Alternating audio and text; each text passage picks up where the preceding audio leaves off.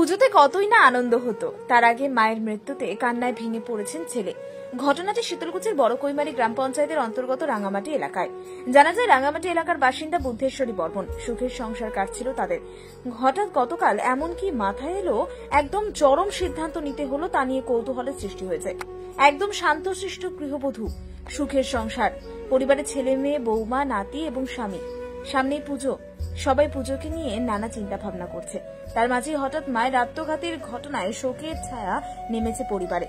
ছেলে বাবলু বর্মন জানায়, সামনেই পুজোকে সামনে রেখে গতকাল আমরা শপিং করতে যাই। এদিকে বাড়িতে মা বাবা।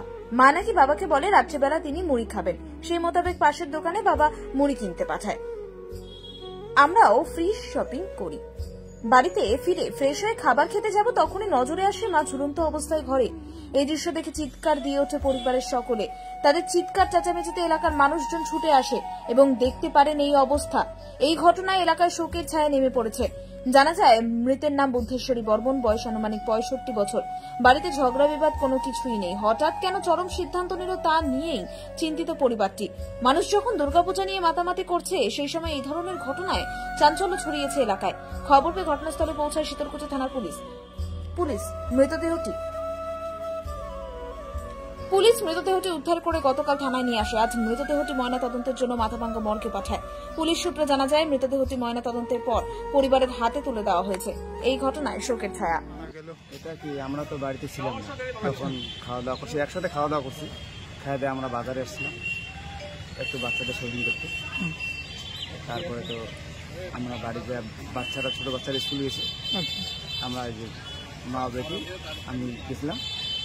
তারপরে তো শপিং করে বাড়িতে আসছি, মানে পুজোর শপিং করতে আসছিলেন? আচ্ছা।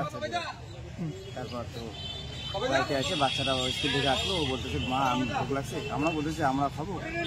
তারপর আমার বউ ঘরে গেল রান্না করে ছাড় দিয়ে দেখি মা দাঁড়িয়েছে।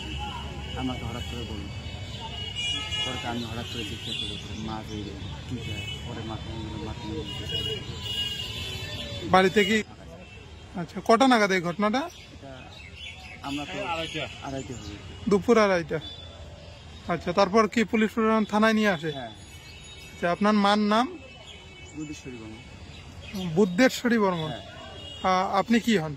আমি ছেলে। কয় ছেলে ওনার? ছেলে। আগের থেকে কোনো অসুখ বিসুখ ছিল তো? না না, একটু টুকি তো ওগুলো হয়, আমি ওগুলো ডাক্তার। আচ্ছা,